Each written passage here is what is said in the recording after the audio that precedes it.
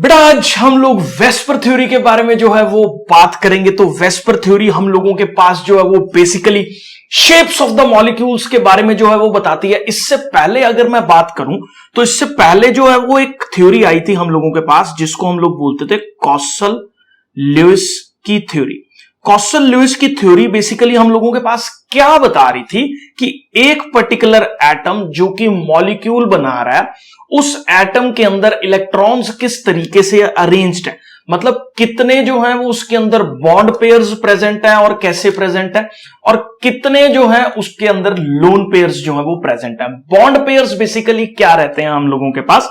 Bond pairs हमारे पास वो pair of electrons हैं जो दो एटम्स के बीच में कोवेलेंट बॉन्ड को जो है वो बना रहे हैं। इनको हम लोग बॉन्ड पेयर्स जो है वो बोल देते हैं। These are basically the bonding electrons. और हम लोगों के पास एक टर्म है जिसको बोलते हैं लोन पेयर्स। तो लोन पेयर्स वो दो इलेक्ट्रॉन्स हैं जो नॉन बॉन्डिंग इलेक्ट्रॉन्स जो है वो होते हैं। तो एटम के अंदर वैलेंस शेल के अंदर कुछ ऐसे इलेक्ट्रॉन्स भी प्रेजेंट होते हैं जिन्होंने अभी बॉन्ड जो है वो नहीं बना रखा। तो लुईस स्ट्रक्चर्स के अंदर हम लोगों के पास जो है इन्हीं चीजों के बारे में जो है वो डिस्कशन की गई थी कि कितने लोन पेयर्स जो है किसी पर्टिकुलर एटम के अंदर जो है वो प्रेजेंट होंगे, कितने बॉन्ड पेयर्स जो है वो पर्टिकुलर एटम बनाएगा। बस लुईस थ्योरी इतना बताने के बाद जो है वो उसके अंदर फर्दर एक्सप्लेनेशन जो है वो उन्होंने नहीं करी। तो ये वेस्पर थ्योरी बेसिकली जो है वो कहां से ओरिजिनेट हो रही है? एक सिंपल कॉन्सेप्ट है, आप इसको ऐसे समझो कि एक पर्टिकुलर एटम जो कि एक मॉलिक्यूल को जो है वो फॉर्म कर रहा है, वो पर्टिकुलर एटम के अंदर बॉन्डिंग इलेक्ट्रॉन्स भी प्रेजेंट है और कुछ नॉन बॉन्डिंग इलेक्ट्रॉन्स भी प्रेजेंट है। अब सबको मालूम है इलेक्ट्रोस्टैटिक्स का प्रिंसिपल है कि जो चार्जेस हैं वो एक दूसरे को क्या करते हैं? रिपेल करते हैं, और रिपेल होने के बाद वो चार्जेस अपनी स्टेबल पोजीशंस के ऊपर जो है वो चले जाते हैं। यही सब जो है वो वेस्पर थ्योरी में हम लोग देखने वाले हैं कि एक पर्टिकुलर एटम जिसके अंदर लोन पेयर्स और बॉन्ड पेयर्स दोनों प्रेजेंट हैं, वो अपनी स्टेबिलिटी गेन करने के लिए डिफरेंट पोजीशंस पे जब पहुंच जाते हैं तो मॉलिक्यूल की एक डिफाइंड शेप जो है वो हम लोगों के पास देखने को मिलती है। तो वेस्पर थ्योरी जो है वो बेसिकली हम लोगों के पास शेप ऑफ द मॉलिक्यूल को जो है वो एक्सप्लेन करती है। आई होप ये जो है वो क्लियर है। नेक्स्ट जो है वो हम लोग बात करेंगे कि दो टाइप के यूजुअली हम लोगों के पास जो है वो मॉलिक्यूल्स देखने को मिलते हैं। कुछ मॉलिक्यूल्स होते हैं विद लोन पेयर्स, मतलब जिसके अंदर नॉन बॉन्डिंग इलेक्ट्रॉन्स जो हैं वो प्रेजेंट हैं। जैसे मैं एग्जांपल के तौर पे जो है वो आपसे बात करूं तो एक मॉलिक्यूल है NH3।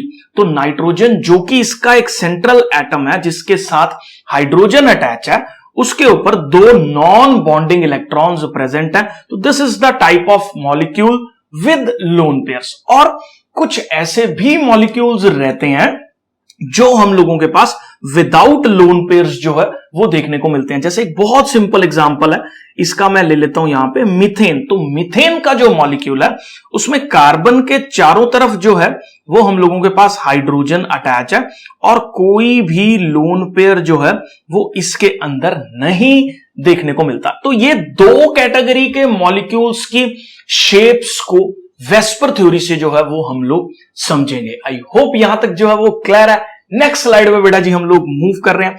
तो बेटा एक चीज आप अपने दिमाग में समझ लो कि ये शेप्स इतना ज्यादा इंपॉर्टेंट क्यों था।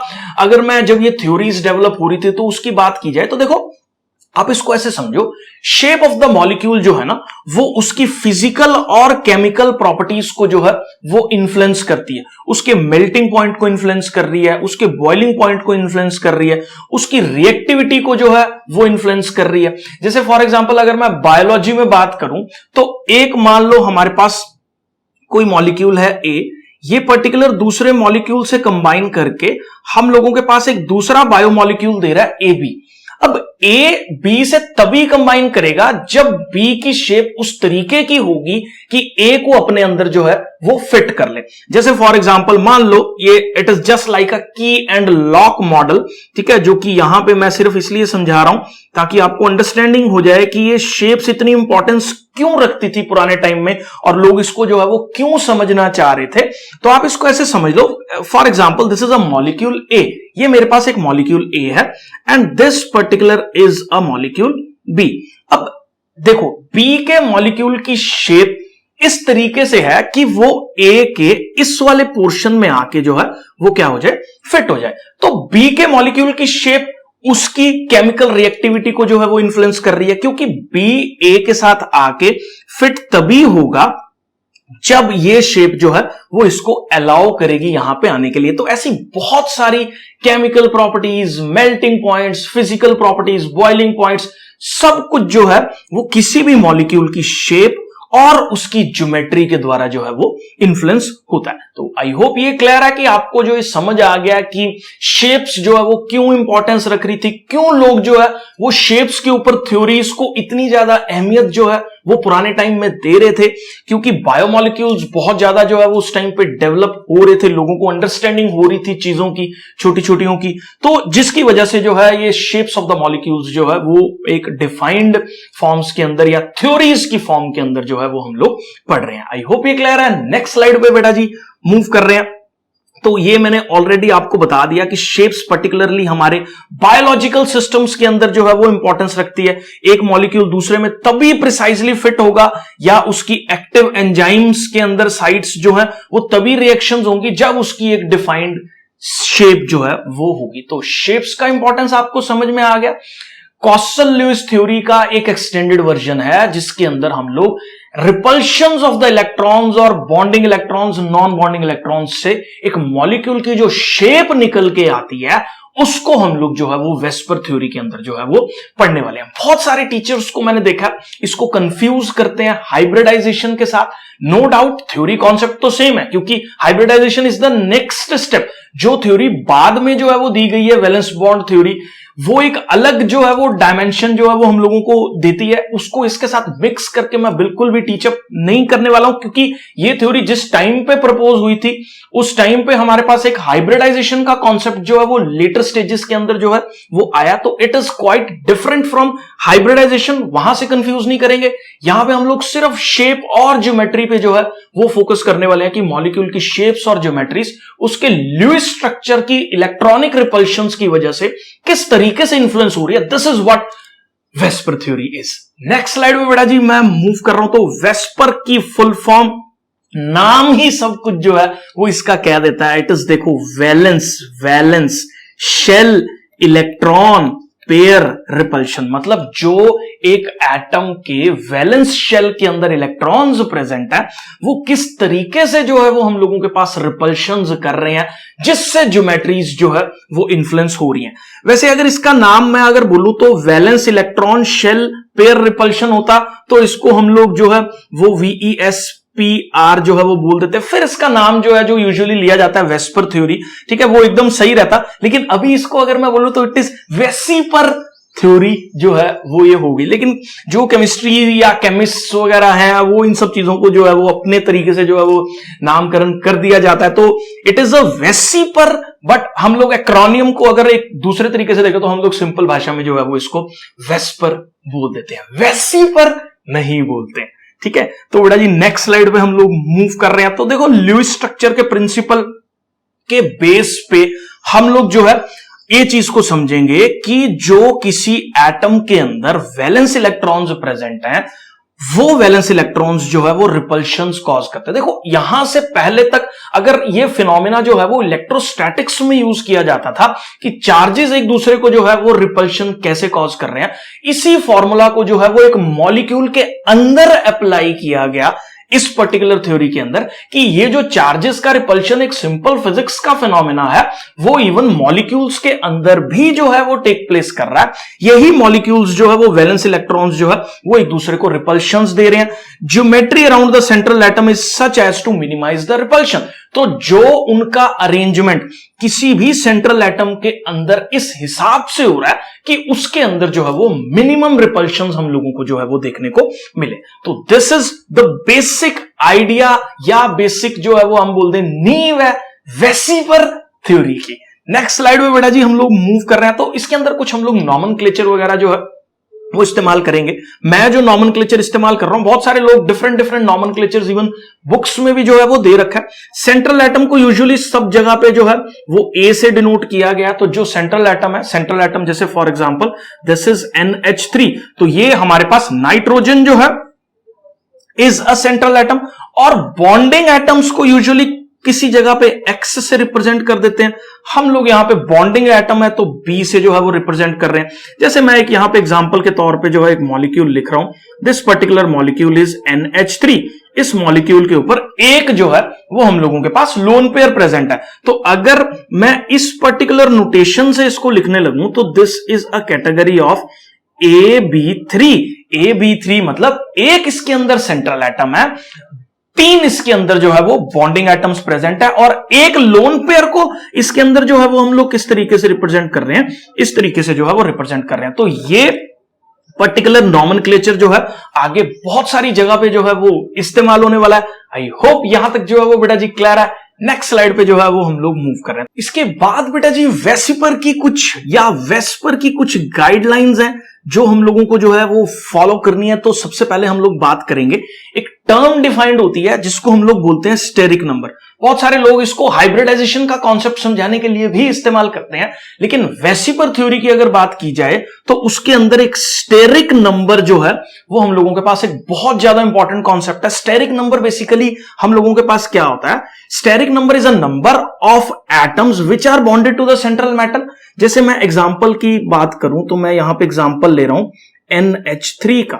तो NH3 मॉलिक्यूल की अगर बात की जाए तो NH3 मॉलिक्यूल के साथ अंदर हम लोगों के पास 3 हाइड्रोजन है और एक जो है वो इसके अंदर non bonding electrons which is a lone pair हम लोग जिसको बोलते हैं वो प्रेजेंट है। तो कितने सेंट्रल मेटल के साथ एटम्स प्रेजेंट हैं, तो यहां पे देखो, यहां पे 3 हो गए, तो 3 प्लस करना है साथ में नंबर ऑफ लोन पेयर्स। तो लोन पेयर्स जो है वो हम लोगों के पास कितने हैं, तो 3 + 1 इट इज इक्वल टू 4 जो है वो हम लोगों के पास इसका स्टेरिक नंबर Sn जो है वो हो जाएगा। तो यहां पे स्टेरिक नंबर की बात अगर की जाए तो स्टेरिक नंबर की जो वैल्यू है वो हम लोगों के पास 4 हो जाएगी।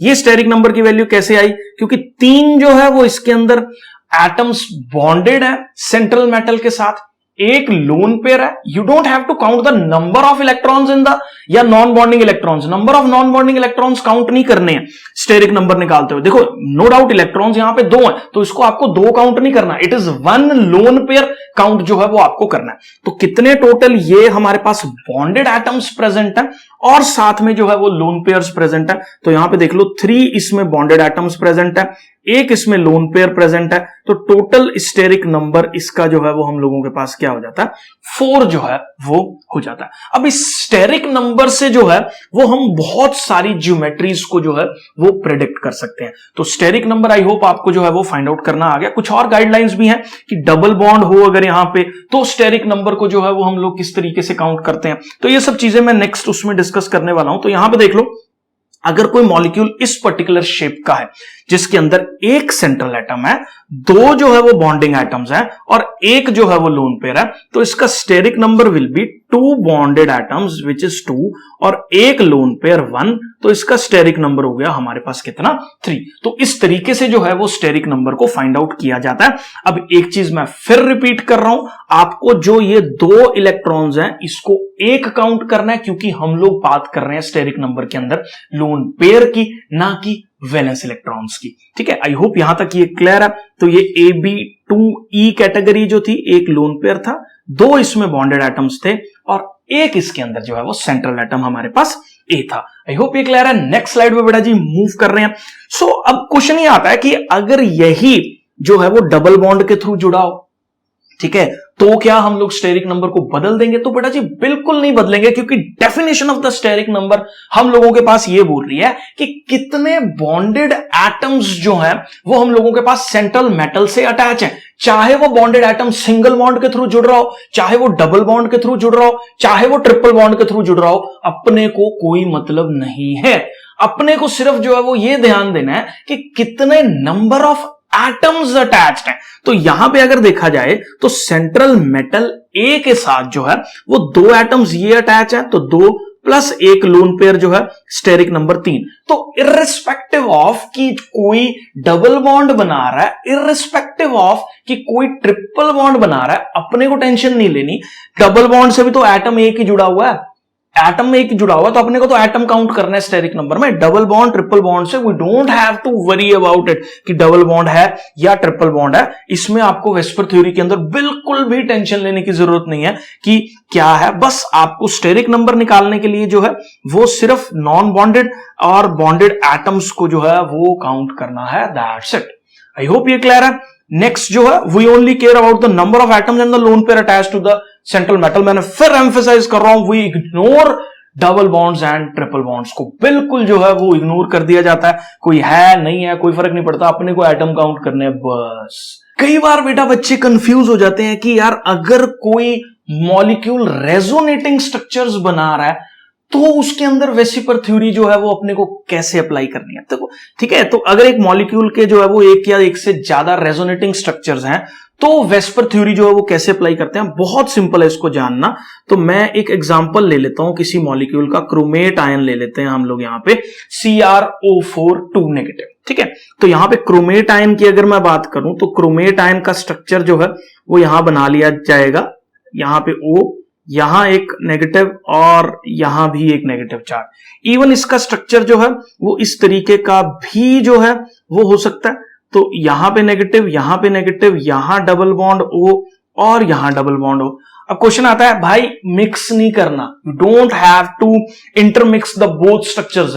रेजोनेटिंग स्ट्रक्चर्स है, वेस्पर थ्योरी अप्लाई करना है, नो डाउट भाई। इसको अलग ट्रीट करो, इसको अलग ट्रीट करो, इसको अलग ट्रीटमेंट होगा, इसका अलग ट्रीटमेंट होगा, कोई भी कंफ्यूजन जो है वो इसके अंदर नहीं होगा। तो if you are in a resonating structure and you are confused कि वो वेस्पर थ्योरी जो है वो कैसे अप्लाई करनी है, apply VSEPR theory to any one of the resonating structures and उसके अंदर जो है वो फंडे लगाओ, बिल्कुल सही जो है वो रहोगे। इंटरमिक्स करोगे चीजों को तो बहुत ज्यादा जो है वो प्रॉब्लम में तुम लोग फंस जाओगे। तो रेजोनेटिंग स्ट्रक्चर्स में एकदम साफ अपने दिमाग में बिठा लो कि वेस्पर थ्योरी हाँ मॉलिक्यूल्स में अप्लाई होती है, कोई इसमें इशू नहीं है। इवन अगर मैं कार्बोनेट के मॉलिक्यूल की बात करूं, ये फेमस ल्यूइस स्ट्रक्चर भी इसका जो है हम लोगों के पास कुछ इस तरीके का जो है वो अवेलेबल है। ठीक है, लेकिन अगर आप वेस्पर थ्योरी से इसको समझ रहे हो तो या तो स्ट्रक्चर की बात करो या इसकी बात करो या इसकी बात करो, मिक्स मत करो चीजों को, तो कंफ्यूजन जो है वो नहीं होगा। आई होप ये क्लियर है। वेस्पर थ्योरी एक सिंगल स्ट्रक्चर के अंदर ही आपको जो है वो लगानी है। अब नेक्स्ट कॉन्सेप्ट एक और हम लोग जो है वो डिस्कस करने वाले हैं। अब ये पंगा आ गया कि यार मॉलिक्यूल तो बहुत सारी टाइप्स के होते हैं। ठीक है, किसी मॉलिक्यूल के अंदर एक सेंट्रल एटम है, किसी मॉलिक्यूल के अंदर दो सेंट्रल एटम्स हैं। तो ये चीज आप अपने दिमाग में बिठा लो कि मॉलिक्यूल की ज्योमेट्री जो है वो वेस्पर थ्योरी नहीं बता रही है। वेस्पर थ्योरी एक सेंट्रल मेटल के या एटम के अराउंड की जो ज्योमेट्री है उसकी बात जो है वो यहां पे की जा रही है कि सेंट्रल एटम जो हम लोगों के पास प्रेजेंट है उसकी ज्योमेट्री जो है वो कैसी है। कई बार बच्चे इसको कंफ्यूज कर देते हैं कि हम लोग वेस्पर थ्योरी में मॉलिक्यूल की ज्योमेट्री जो है वो बताते हैं। नहीं, अगर मॉलिक्यूल मान लो एक मल्टी सेंटर्स है, उसके अंदर जो है अगर मैं बात करूं तो यहां पे देखो ऑक्सीजन भी सेंट्रल मेटल एलिमेंट जो है वो हो सकता है। If I am using a word metal, just ignore it.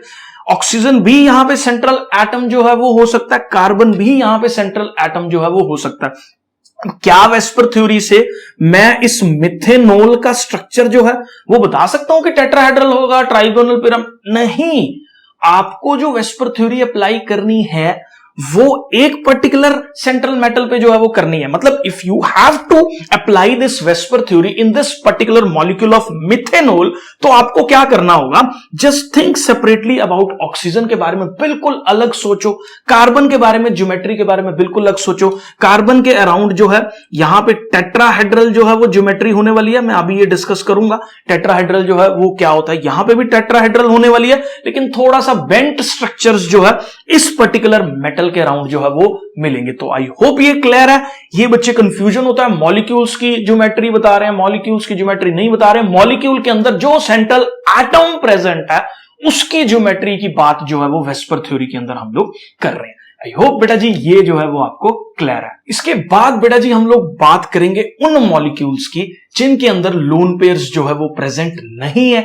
ठीक है, मॉलिक्यूल्स विदाउट लोन पेयर्स जो है वो हम लोग पहले देखने वाले हैं, किस तरह की इनकी ज्योमेट्रीज जो है वो रहती हैं, सब कुछ जो है वो मैंने इस पर्टिकुलर स्लाइड में जो है वो बना रखा है। तो सबसे पहला फॉर्मूला टाइप हम लोगों के पास क्या है, AB2, मतलब एक मेरे पास जो है वो सेंट्रल एटम है, उसके साथ दो बॉन्डेड एटम्स जो है वो जुड़े हुए हैं, तो स्टेरिक नंबर हम लोगों के पास जो है वो कितना हो गया, 2 स्टेरिक नंबर जो है वो हो गया। Suppose this is a central atom ए और इसके साथ 2 एटम्स ये बी और ये बी जो है वो यहां पे जुड़े हुए हैं। तो इस तरह की अगर मैं बात करूं तो इसको imagine it like this is a central atom A, this is a bonded atom B and this is another bonded atom B.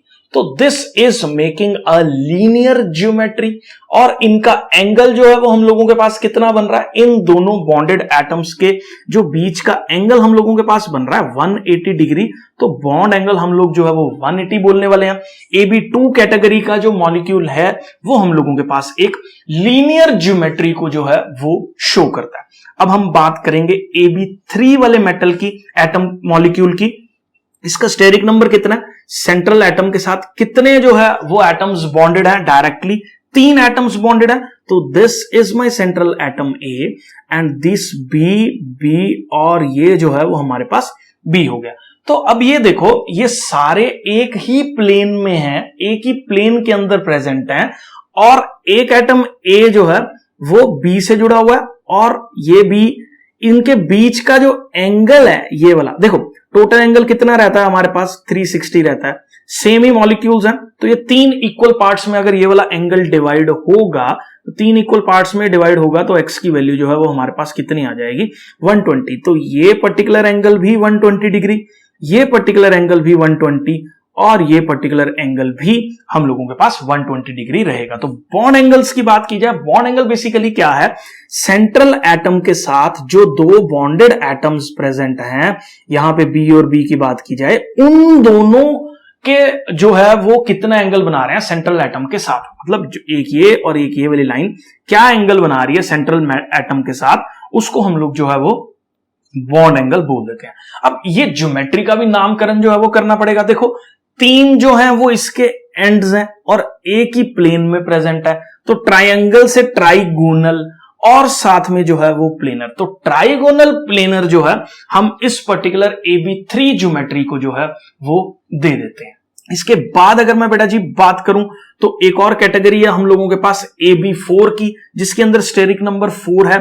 यहां पे ये मेरा सेंट्रल एटम है, this is the bonded atom A, this is the bonded atom B, ये bonded atom C और ये bonded atom जो है वो चौथे वाला बॉन्डेड एटम जो है वो हो गया। ठीक है, ये क्या ज्योमेट्री जो है वो फॉर्म कर रहा है हम लोगों के पास, this is a tetrahedral geometry. Tetrahedral geometry जो है वो किस तरीके की होती है आप इस वीडियो में जो है वो देख सकते हो।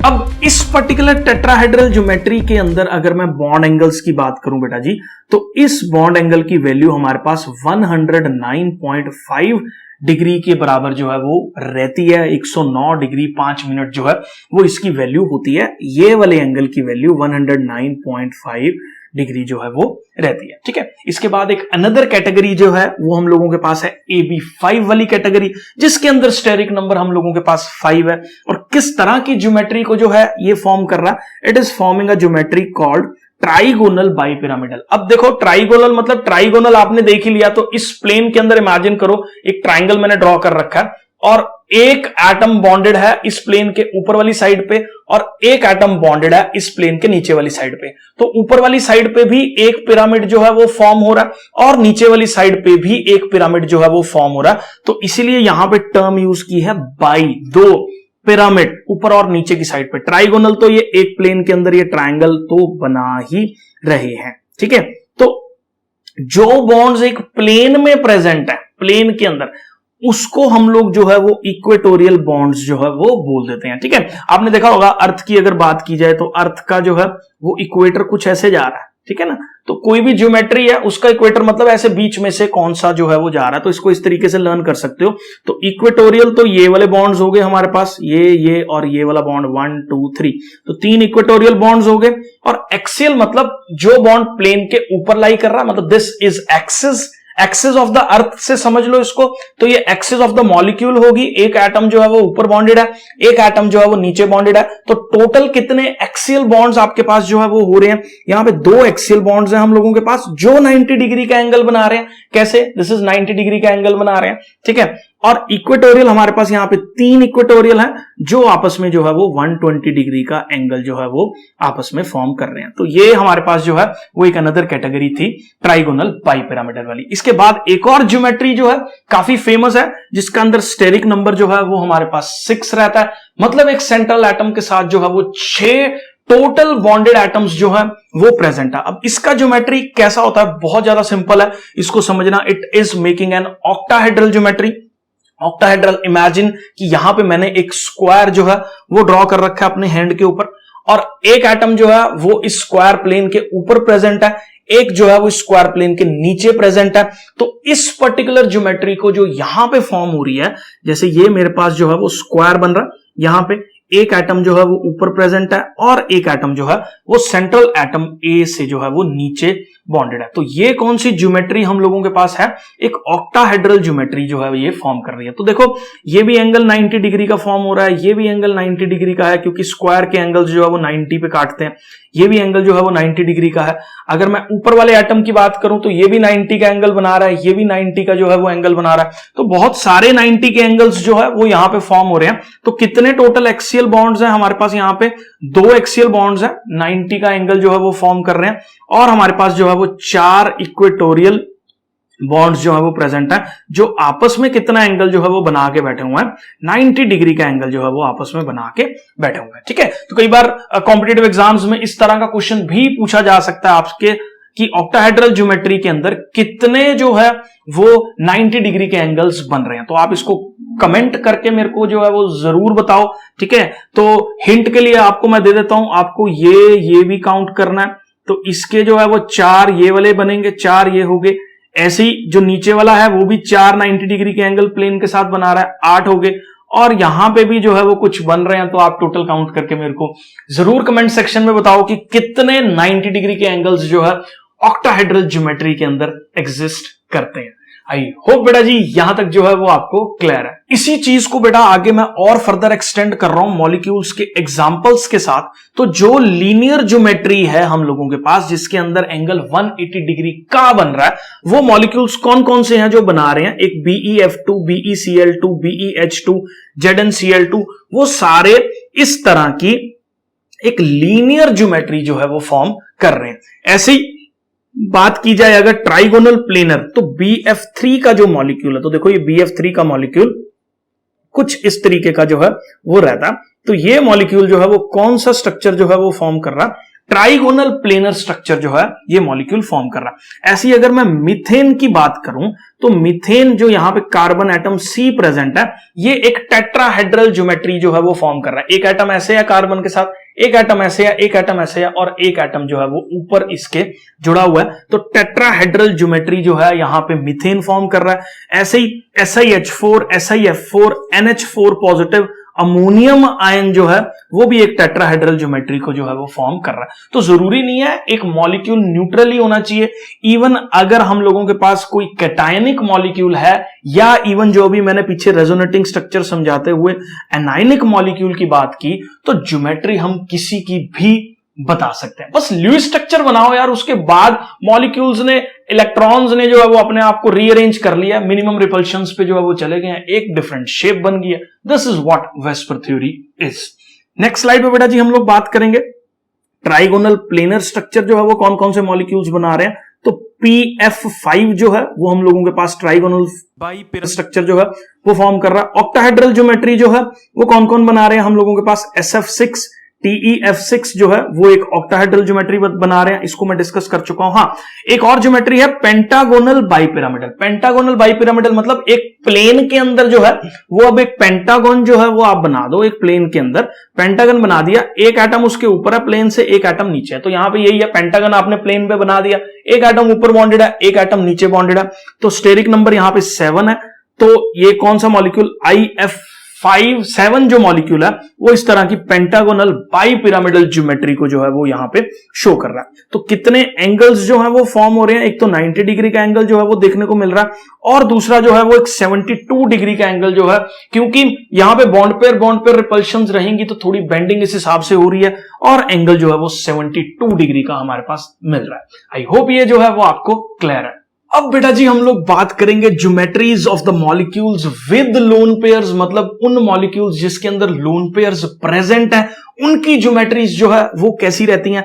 तो देखो बस कॉन्सेप्ट देखो सेम है बिल्कुल। अब देखो लोन पेयर है तो नॉन बॉन्डेड इलेक्ट्रॉन्स है। नॉन बॉन्डेड इलेक्ट्रॉन्स जो है वो यूजुअली ज्यादा स्पेस जो है वो घेर रहे हैं। किसी चीज को बांध दिया जाए तो वो कम स्पेस के अंदर जो है वो अवेलेबल होगी। अगर कोई एकदम खुली चीज है तो वो ज्यादा स्पेस जो है वो लेती है, जिसकी वजह से वो रिपल्शंस को थोड़ा सा ज्यादा जो है वो कॉज कर रही है। तो electrons in the bond have less spatial distribution than lone pairs. तो बॉन्ड पेयर के अंदर जो इलेक्ट्रॉन्स प्रेजेंट है उनका जो स्पेशियल डिस्ट्रीब्यूशन है, स्पेस के अंदर जो प्रेजेंस है वो लोन पेयर से काफी ज्यादा कम है। तो क्या होगा, इसका नतीजा क्या होगा, देयर इज ऑलवेज जिसको बोलते हैं कोई फर्स्ट है, कोई सेकंड है, कोई थर्ड है। तो लोन पेयर अगर मैं बात करूं इस चीज में, तो लोन पेयर और लोन पेयर एक कॉम्बिनेशन ले लेते हैं, लोन पेयर और बॉन्ड पेयर का एक कॉम्बिनेशन ले लेते हैं, बॉन्ड पेयर और साथ में क्या, बॉन्ड पेयर का। क्योंकि स्पेस के अंदर एक पर्टिकुलर मॉलिक्यूल के अंदर यही सब चीजें जो है वो देखने को मिल सकती हैं। दो लोन पेयर्स हो सकते हैं जो रिपल्शन कर रहे हैं, लोन पेयर बॉन्ड पेयर आपस में रिपेल कर रहा है, और बॉन्ड पेयर्स जो है वो आपस में रिपेल कर रहे हैं। अभी हम लोगों ने बात करी क्या कि बॉन्ड्स के अंदर जो लेस स्पेशल डिस्ट्रीब्यूशन प्रेजेंस है वो जो है वो उसकी रिपल्शंस को थोड़ा सा मिनिमाइज कर देता है। तो ये यहां पे जो है वो लीस्ट रिपल्शंस को जो है वो कॉज करेगा। ये हमारे पास जो है क्योंकि इसकी कम रिपल्शंस है, हाँ ये इसको रिपेल कर रहा है लोन पेयर जो है, बट इसकी जो रिपल्शंस हैं वो हमारे पास एक मॉडरेट लेवल पे जो है वो रहेंगी, और लोन पेयर की रिपल्शंस जो है वो हम लोगों के पास बहुत ज्यादा हाई जो है वो होने वाली हैं। तो लोन पेयर रिपल्शंस बहुत ज्यादा रहती हैं, फिर लोन पेयर बॉन्ड पेयर आता है, फिर हम लोगों के पास बॉन्ड पेयर आता है जिसकी रिपल्शंस जो है वो हम लोगों के पास लीस्ट जो है वो होती है। आई होप ये क्लियर है। नेक्स्ट स्लाइड पे बेटा जी मूव कर रहे हैं। तो electrons in the bonds take up less space, lone pair जो है वो मोर स्पेस लेता है, जिसकी वजह से lone pair repulsion is always greater than lone pair bond pair repulsion is always greater than bond pair repulsion. I hope ये clear है। नेक्स्ट स्लाइड पे बेटा जी मूव कर रहे हैं।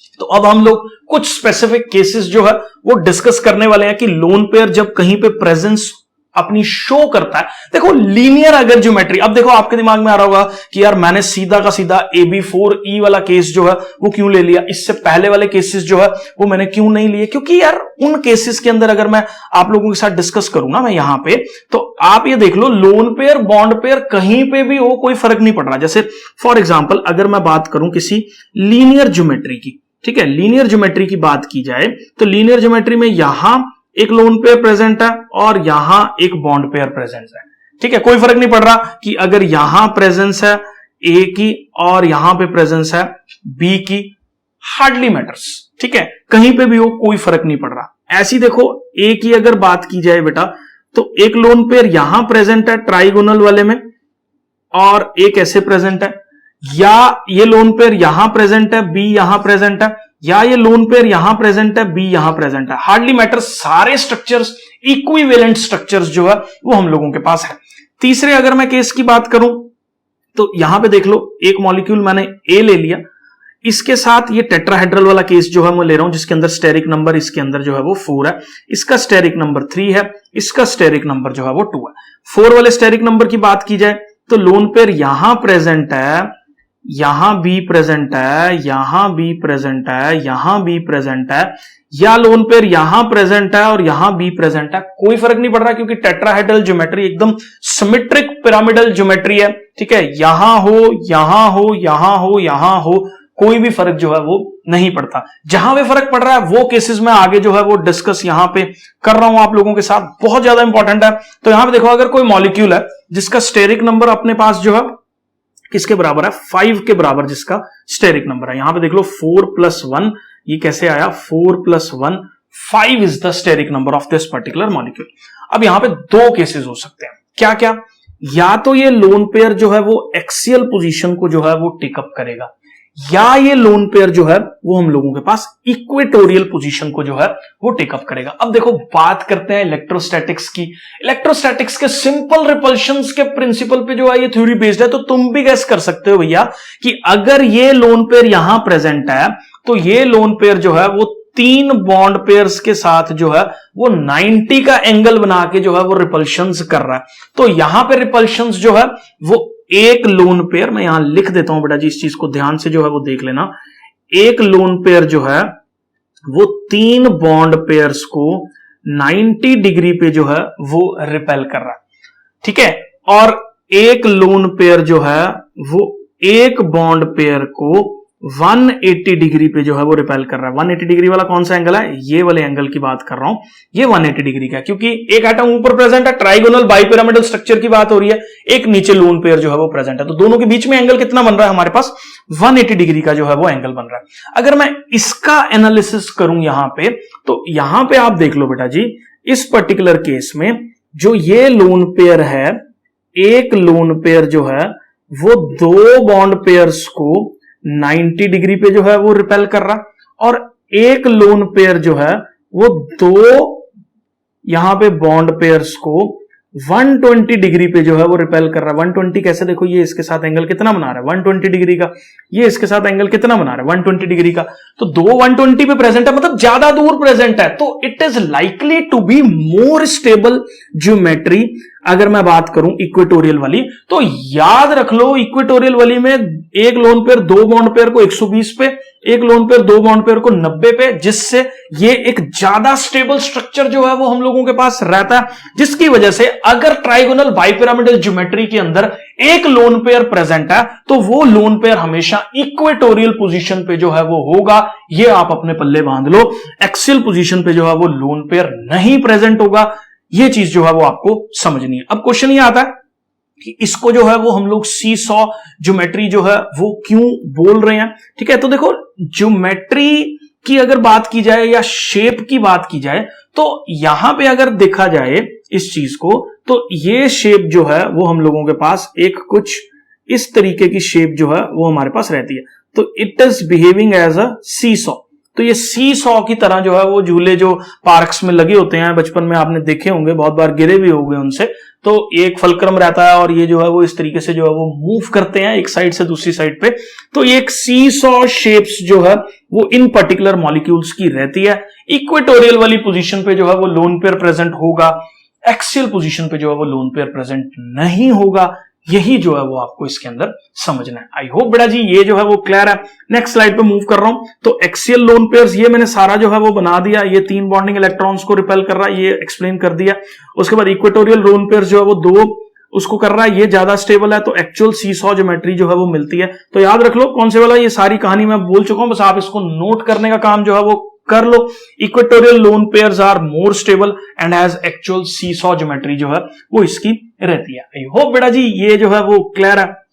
इसके बाद हम लोग बात करेंगे इसी पर्टिकुलर ज्योमेट्री में, ट्राइगोनल बाइपिरामिडल ज्योमेट्री के अंदर अगर हमारे पास 2 लोन पेयर्स प्रेजेंट हैं और जो है वो 3 बॉन्ड पेयर्स प्रेजेंट है, तो काफी ज्यादा फेमस शेप जो है इस पर्टिकुलर मॉलिक्यूल की हम लोगों के पास है। मैं वो चीजें डिस्कस कर रहा हूं जहां पे बच्चे फंसते हैं। तो यहां पे देख लो, this molecule is actually a T shape molecule. ये एक टी शेप मॉलिक्यूल जो है वो रहता है। ये बन कैसे रहा है, इसको देखो, ट्राइंगल बना लो इस प्लेन के ऊपर, एक एटम ऊपर प्रेजेंट है, एक एटम नीचे प्रेजेंट है, 2 लोन पेयर्स हैं ट्राइंगल के अंदर, 2 एंड्स पे तो लोन पेयर ही है, एक बॉन्ड पेयर है इधर को। तो ये देखो ट्राइंगल बना रहा है, ये वाला टी शेप ज्योमेट्री बन गई, ये टी बन गया यहां पे। तो टी शेप ज्योमेट्री जो है वो फॉर्म हो रही है।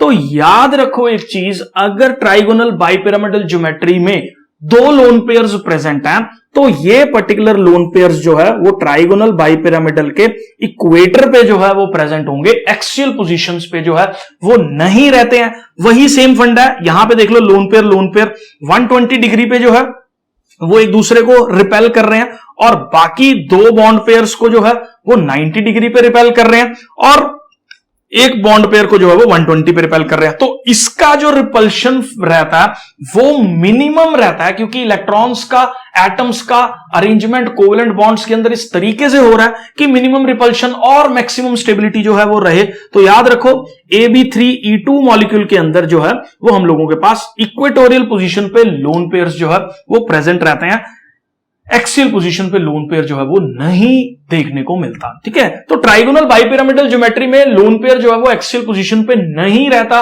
ये चीज आप अपने दिमाग में जो है वो बिठा लो। हमेशा का हमेशा ट्राइगोनल बाइपिरामिडल ज्योमेट्री में जो लोन पेयर हम लोगों के पास प्रेजेंट है वो लोन पेयर हमेशा जो है वो एक इक्वेटोरियल पोजीशन पे ही प्रेजेंट है। आई होप ये क्लियर है। नेक्स्ट बेटा जी अब हम लोग बात करेंगे Ab4E2। इस मॉलिक्यूल का स्टेरिक नंबर जो है वो हम लोगों के पास किसके बराबर है? 6 के बराबर है।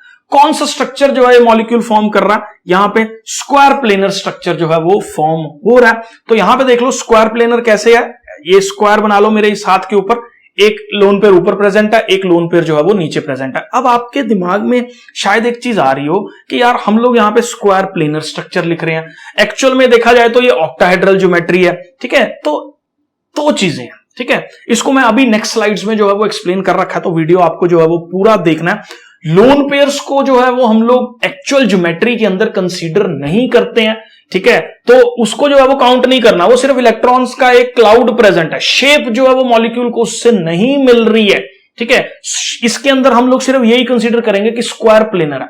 स्क्वायर प्लेनर अगर स्ट्रक्चर हो और स्टेरिक नंबर हम लोगों के पास जो है वो 6 हो, दो लोन पेयर्स जो है वो उसके अंदर प्रेजेंट हो, तो दो लोन पेयर्स फारदेस्ट अपार्ट जो है वो यहां 180 डिग्री पे ही रहेंगे। इसी के अंदर जो है वो सबसे ज्यादा स्टेबल ज्योमेट्रीज जो है वो आएंगे। मान लो एक यहां हो जाता है, एक लोन पेयर यहां हो जाता है, तो ये 90 डिग्री पे जो है रिपल्शन ज्यादा रहेंगी। अपने को जो है इसको इस पोजीशन पे रखना है कि मिनिमम रिपल्शन हो। तो इस पर्टिकुलर स्क्वायर प्लेनर वाले स्ट्रक्चर के अंदर अगर बात की जाए तो लोन पेयर्स जो हैं वो हम लोगों के पास एक्सियल पोजीशंस पे जो है वो प्रेजेंट होते हैं स्क्वायर प्लेनर ज्योमेट्रीज या ऑक्टाहेड्रल ज्योमेट्रीज के अंदर अगर दो लोन पेयर्स प्रेजेंट है। तो two lone pairs are farthest apart when they are opposite to the central atom. I hope ये क्लियर है। नेक्स्ट कॉन्सेप्ट के अंदर हम लोग, मैंने अभी पीछे डिस्कस कर रहा था कि ज्योमेट्री और शेप्स जो है वो एक दो अलग अलग टर्म्स हैं। कंफ्यूजन काफी रहता है बच्चों के अंदर इसमें। ज्योमेट्री मॉलिक्यूल की जो है वो दोनों पे डिपेंड कर रही है, लोन पेयर पे भी डिपेंड कर रही है, बॉन्ड पेयर पे भी डिपेंड कर रही है। लेकिन अगर मैं मॉलिक्यूल की शेप की बात करूं तो वो मॉलिक्यूल की शेप सिर्फ और सिर्फ हम लोग बॉन्ड पेयर्स से जो है वो बताते हैं। लोन पेयर्स को जो है शेप डिफाइन करने में हम लोग इस्तेमाल नहीं कर रहे हैं। तो अभी ये पीछे वाला एग्जांपल ही मैंने मॉलिक्यूल का ले लिया। एक स्क्वायर प्लेनर मॉलिक्यूल है हम लोगों के पास, एक एटम जो है वो ऊपर प्रेजेंट है पिरामिड के, एक एटम जो है वो नीचे प्रेजेंट है। यहां पे जो है ये लोन पेयर्स ही हैं, ये ज्योमेट्रीज में पार्टिसिपेट नहीं करेंगे। ये जो है शेप में पार्टिसिपेट जो है वो नहीं करते हैं। ज्योमेट्री नो डाउट इसकी जो है वो बाइपिरामिडल, स्क्वायर बाइपिरामिडल है, लेकिन इसकी जो ये इलेक्ट्रॉन क्लाउड की प्रेजेंस है इसको हम लोग सॉलिड ज्योमेट्री के अंदर जो है शेप के अंदर नहीं कंसीडर करते हैं। शेप में हम लोग सिर्फ बॉन्ड पेयर्स को लेके चलते हैं। तो बॉन्ड पेयर सिर्फ इस स्क्वायर प्लेनर वाले स्ट्रक्चर में ही प्रेजेंट है। तो दिस इज द डिफरेंस। तो सिंपल बात करो, जो बॉन्ड पेयर्स प्रेजेंट है, बॉन्ड पेयर्स से जो है वो हम लोग शेप बता रहे हैं। ज्योमेट्री जो है वो मॉलिक्यूल में जो है वो बोथ लोन पेयर और बॉन्ड पेयर से जो है वो बताई जा रही है। ठीक है, तो शेप्स भी इंपॉर्टेंट है, ज्योमेट्री भी जो है वो हम लोगों के पास एक इंपॉर्टेंस जो है वो रखती है। आई होप ये क्लियर है। तो बेटा अभी हम लोग देखेंगे कि जिन मॉलिक्यूल्स के अंदर जो है वो नॉन बॉन्डिंग इलेक्ट्रॉन्स यानी कि लोन पेयर्स प्रेजेंट हैं, वो किस तरीके से जो है वो ज्योमेट्रीज को इन्फ्लुएंस कर रहे हैं विद प्रैक्टिकल एग्जांपल्स। कौन कौन से मॉलिक्यूल्स की ज्योमेट्रीज जो है किस तरह से इंपैक्टेड हो रही हैं लोन पेयर्स के प्रेजेंस की वजह से। सबसे पहले अगर मैं कैटेगरी की बात करूं Ab2L, मतलब दो अपने पास जो है वो बॉन्ड पेयर्स प्रेजेंट है, एक लोन पेयर प्रेजेंट है, यानी कि स्टेरिक नंबर उसका अगर 3 हो तो हम लोगों के पास जो है उसकी ज्योमेट्री, तो देखो अगर स्टेरिक नंबर 3 है हम लोगों के पास तो ज्योमेट्री उसकी ट्राइगोनल प्लेनर ही होगी। लेकिन अगर मैं शेप की बात करूं तो लोन पेयर्स को हम लोग जो है वो शेप के अंदर कंसीडर नहीं करते हैं, क्योंकि वो एक जस्ट इलेक्ट्रॉन का क्लाउड है, कोई भी कोवेलेंट बॉन्ड उसने नहीं फॉर्म कर रखा।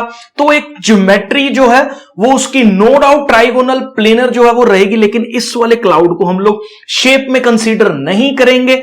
हम लोग क्या बोलेंगे, क्योंकि देखो अगर ये मॉलिक्यूल के अंदर सिर्फ ये लोन पेयर ना प्रेजेंट होता तो ये एक लीनियर स्ट्रक्चर होता, जैसे कि कार्बन डाइऑक्साइड का स्ट्रक्चर था। क्योंकि इस पर्टिकुलर जगह पे एक लोन पेयर जो है वो प्रेजेंट है, जो कि lone pair bond pair repulsions जो है वो करेगा, जिससे हमारा बेंडिंग जो है वो बॉन्ड पेयर का देखने को मिलेगा। तो यहां पे जो है वो हम लोगों के पास एक बेंडिंग हो जाएगा। किसका बेंडिंग हो जाएगा?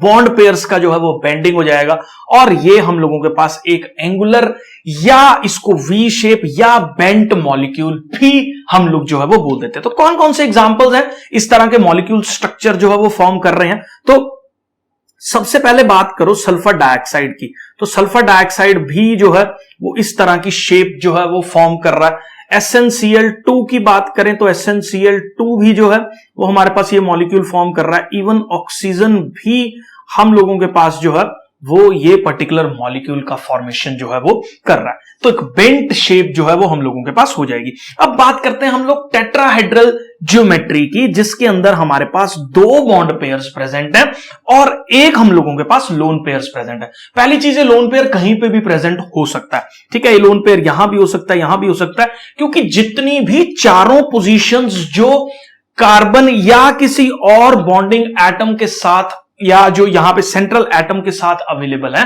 वो सारी की सारी पोजीशंस इक्विवेलेंट पोजीशंस हैं, कहीं पे भी अटैच हो। शेप जो है वो इसकी टेट्राहेड्रल होगी, क्योंकि लोन पेयर को हम लोग शेप में कंसीडर जो है वो नहीं करेंगे, ठीक है। ज्योमेट्री सॉरी इसकी जो है हम लोगों के पास टेट्राहेड्रल रहेगी, लोन पेयर कंसीडर नहीं करेंगे। तो शेप कौन सी बनेगी? ये जो मान लो ये हमारे पास कोई भी सेंट्रल एटम है, ये एक, ये दो, ये तीन, तो ये पिरामिडल जो है वो हम लोगों के पास शेप होगी, क्योंकि ऊपर वाला लोन पेयर अपने को टेट्राहेड्रल ज्योमेट्री जो बना रहा था उसको कंसीडरेशन में नहीं लेना।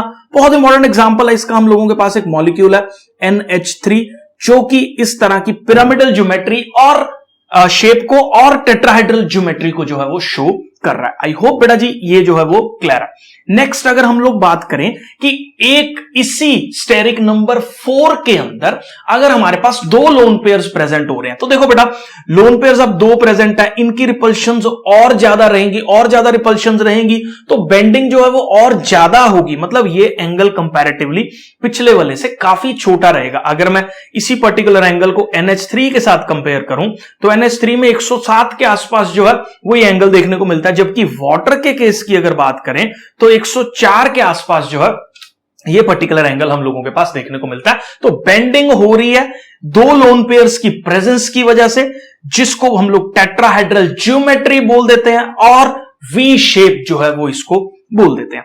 अब बेटा मैंने अभी पीछे भी डिस्कस किया कि ट्राइगोनल बाइपिरामिडल स्ट्रक्चर के अंदर, ज्योमेट्री के अंदर जो भी लोन पेयर्स हैं वो हम लोगों के पास इक्वेटोरियल पोजीशंस पे जो है वो प्रेजेंट होंगे। तो यहां पे क्योंकि एक लोन पेयर है, स्टेरिक नंबर इसका 5 है, 5 स्टेरिक नंबर वाले जो है वो ट्राइगोनल बाइपिरामिडल ज्योमेट्री इसको फॉर्म कर रहे हैं। ट्राइगोनल बाइपिरामिडल ज्योमेट्री जो है किन मॉलिक्यूल्स की जो है वो बनाई जा रही है? SF4। ये मैं सारा डिस्कस कर चुका हूं कि ये जो है वो एक सीसॉ ज्योमेट्री हम लोगों के पास रहती है, एक लोन पेयर है जो कि इक्वेटोरियल पोजीशन पे जो है वो प्रेजेंट होगा। आई होप बेटा जी ये क्लियर है। तो नेक्स्ट जो है वो हम लोग डिस्कस करेंगे इसी स्टेरिक नंबर 5 के अंदर अगर दो लोन पेयर्स जो है वो हम लोगों के पास प्रेजेंट है तो ज्योमेट्रीज कैसे इन्फ्लुएंस्ड हो रही है। फिर वही बात, ट्राइगोनल बाइपिरामिडल ज्योमेट्री है तो लोन पेयर्स जो है वो कौन सी वाली पोजीशन को टेकअप करने वाले हैं, फिर दोबारा से इक्वेटोरियल पोजीशंस को टेकअप करने वाले हैं। और यहां पे हम लोगों के पास जो मॉलिक्यूल का शेप बन रहा है वो शेप है टी शेप। टी शेप कैसे है? देखो ऊपर और नीचे दो हम लोगों के पास बॉन्डिंग एटम्स जो है वो प्रेजेंट है, एक बॉन्डिंग एटम जो है वो यहां पे प्रेजेंट है। तो ये शेप अगर आप देखो तो यहां पे बहुत सिंपल है इस चीज को अंडरस्टैंड करना, ये हम लोगों के पास एक टी शेप बन गई, लेकिन ज्योमेट्री कौन सी है इसकी? ट्राइगोनल बाइपिरामिडल ज्योमेट्री जो है वो इसकी होगी। ClF3 यहां पे क्लोरीन सेंट्रल, यहां फ्लोरीन लगाओ, यहां फ्लोरीन लगाओ और यहां फ्लोरीन लगाओ। ये पर्टिकुलर ज्योमेट्री जो है वो हम लोगों के पास देखने को मिलती है। Trigonal bipyramidal T shape molecule जो है ये यूजुअली रहते हैं। अब क्वेश्चन आता है, अगर ट्राइगोनल बाइपिरामिडल ज्योमेट्री मतलब स्टेरिक नंबर 5 के साथ हम लोगों के पास जो है वो 3 लोन पेयर्स जो है वो प्रेजेंट हो, तो अगर 3 लोन पेयर्स प्रेजेंट है बेटा, तो तीनों के तीनों lone pairs as usual trigonal bipyramidal structure है, तो तीनों के तीनों लोन पेयर्स जो है वो इक्वेटोरियल प्लेन में प्रेजेंट होंगे। इक्वेटोरियल प्लेन में प्रेजेंट होंगे तो इस पर्टिकुलर शेप को हम लोग जो है वो लीनियर शेप मॉलिक्यूल जो है वो बोलने वाले हैं। लीनियर शेप मॉलिक्यूल इसको हमने क्यों बोला, क्योंकि ये देख लो, ये जीनोन है, ये हम लोगों के पास फ्लोरीन, ये हम लोगों के पास फ्लोरीन, एक ही लाइन के अंदर जो है ये प्रेजेंट है, इसलिए लीनियर शेप होगी। लेकिन हां, ज्योमेट्री इसकी ट्राइगोनल बाइपिरामिडल जो है वो रहने वाली है। कौन से मॉलिक्यूल है? XeF2 जो है वो जीनोन का फ्लोराइड हम लोगों के पास इस तरह के स्ट्रक्चर्स को जो है वो शो कर रहा है। आई होप ये क्लियर है। नेक्स्ट अगर बेटा जी मैं बात करूं हम लोगों के पास ऑक्टाहेड्रल ज्योमेट्रीज की, ऑक्टाहेड्रल ज्योमेट्रीज के अंदर जो स्टेरिक नंबर है वो हम लोगों के पास 6 होता है। स्टेरिक नंबर 6 है, तो पहला पर्टिकुलर केस ले रहे हैं हम लोग कि स्टेरिक नंबर 6 वाली ज्योमेट्री के अंदर अगर सिर्फ एक लोन पेयर प्रेजेंट है, तो याद रखो अगर ज्योमेट्री हम लोगों के पास ऑक्टाहेड्रल ज्योमेट्री है, उस पर्टिकुलर ऑक्टाहेड्रल ज्योमेट्री में जो हम लोगों के पास लोन पेयर है वो एक्सियल पोजीशन जो है वो लेगा, तो यहां पे एक्सिस के अंदर जो है वो प्रेजेंट होगा। जैसे ट्राइगोनल बाइपिरामिडल ज्योमेट्री में जो लोन पेयर था वो हम लोगों के पास एक इक्वेटोरियल पोजीशन जो है वो ले रहा था, ऐसे ही ऑक्टाहेड्रल ज्योमेट्री के अंदर जो हम लोगों के पास लोन पेयर है वो हम लोगों के पास कौन से वाली पोजीशन लेने वाला है? एक्सियल पोजीशन जो है वो लेने वाला है। तो स्क्वायर ऑक्टाहेड्रल ज्योमेट्री इसको कंसीडर नहीं करेंगे। बाइपिरामिडल इसको तब बोलते जब ऊपर और नीचे दोनों साइड पे जो है वो बॉन्डेड एटम्स प्रेजेंट रहता है, तो ऊपर भी एक पिरामिड बन रहा है और नीचे भी एक पिरामिड बन रहा है। अब क्योंकि ऊपर जो है वो नहीं प्रेजेंट है, नीचे जो है वो नहीं प्रेजेंट है, क्योंकि लोन पेयर है, शेप में कंसीडर नहीं करना, तो इसकी शेप हम लोगों के पास जो है वो स्क्वायर पिरामिडल है, बाई पिरामिडल नहीं है। कौन सा ऐसा मॉलिक्यूल है जो इस तरह की पर्टिकुलर शेप्स को जो है वो शो कर रहा है? BRF तो BRF5 मॉलिक्यूल जो है इस तरह की ज्योमेट्रीज जो है वो शो कर रहा है। इसके अंदर नेक्स्ट एग्जांपल है, सेम स्टेरिक नंबर 6 के अंदर अगर हमारे पास 2 लोन पेयर्स प्रेजेंट हो, तो मेरा फंडा याद रखो, ऑक्टाहेड्रल ज्योमेट्रीज के अंदर लोन पेयर जो है हम लोगों के पास एक्सियल पोजीशंस ले रहा है, तो एक्सियल पोजीशंस के ऊपर लोन पेयर प्रेजेंट होगा, कोई भी पिरामिड का फॉर्मेशन नहीं हो रहा, तो सिंपल स्क्वायर प्लेनर स्ट्रक्चर जो है वो इसको हम लोग बोल देंगे। XeF4 जो है वो इन पर्टिकुलर कंपाउंड्स को जो है इस तरह की स्ट्रक्चर्स को जो है वो हम लोगों के पास शो कर रहा है। आई होप ये क्लियर है। अब इसके बाद जो है वो हम लोग बात करेंगे लिमिटेशंस की। तो वेस्पर थ्योरी जो है वो बेटा जी शेप्स के बारे में तो बता रही है, लेकिन कौन सी शेप ज्यादा स्टेबल है, कम स्टेबल है, क्या उन शेप्स में एनर्जीज जो है वो सब बातें जो है वो वेस्पर थ्योरी में नहीं की गई। इसके साथ साथ कुछ ऐसे पी ब्लॉक एलिमेंट के कंपाउंड्स हैं जो कि क्या स्ट्रक्चर्स फॉर्म करेंगे वो करेक्टली जो है वो हम लोग प्रिडिक्ट नहीं कर पाते। यूजुअली सेकंड और थर्ड पीरियड के ही जो एलिमेंट्स हैं हम लोगों के पास वो करेक्टली प्रिडिक्ट होते हैं वेस्पर थ्योरी से। उसके बाद के एलिमेंट्स जो ज्योमेट्री शो कर रहे हैं वो कई बार जो है वो एनॉमलीज जो है वो देखने को मिल जाती हैं वेस्पर थ्योरी के अंदर। तो यही था वेस्पर थ्योरी। बहुत सारा एफर्ट जो है वो इस वीडियो को बनाने में लगा हुआ है। बहुत अच्छे तरीके से जो है वो हम लोगों ने कोशिश की है कंसेप्ट को प्रेजेंट करने की। जिस तरीके से कॉन्सेप्ट सोचा गया था, बनाया गया था, देखा गया था, समझा गया था, उसी तरीके से जो है ये कॉन्सेप्ट हमने प्रेजेंट किया है। वीडियो अच्छा लगा तो चैनल को सब्सक्राइब कर दीजिए बेटा, और लाइक और शेयर करना बिल्कुल मत भूलिएगा।